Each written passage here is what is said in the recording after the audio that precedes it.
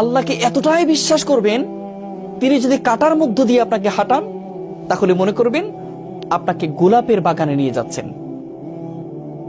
আপনি যদি যে কোনো কষ্টে যদি থাকেন, আপনি যদি ব্যথিত হন, আপনি যদি আঘাতপ্রাপ্ত হন, তাহলে আপনি মনে করবেন আপনার আল্লাহ এই কষ্ট দেওয়ার মানেই হচ্ছে হলো আল্লাহ আপনাকে ওয়ালা সাউফা ইউতিকা রাব্বুকা ফাতারদা, এমন কিছু দিতে যাচ্ছেন সেটা পেলে তুমি খুশি হয়ে যাবে।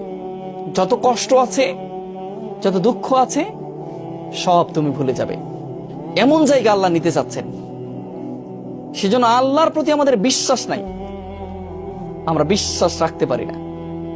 আমরা রাখতে পারি না যে আমার আল্লাহ আমার সমস্ত কষ্টগুলো মুছে দিবেন।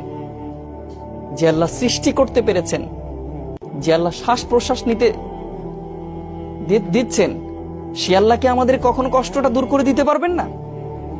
যে আল্লাহর জীবন, সে আল্লাহ জীবনের দুঃখগুলো দূর করে দিতে পারবেন না? তিনি কুং বলবেন, হও, ফায়াকুং, হয়ে যাবে ইনশাআল্লাহ।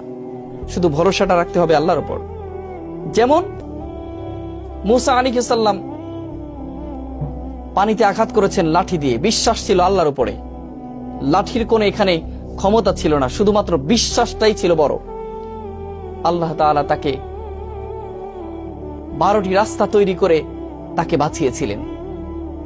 তেমন করে আপনাকেও আল্লাহ বাঁচাবেন, শুধুমাত্র ধৈর্য ধরতে হবে।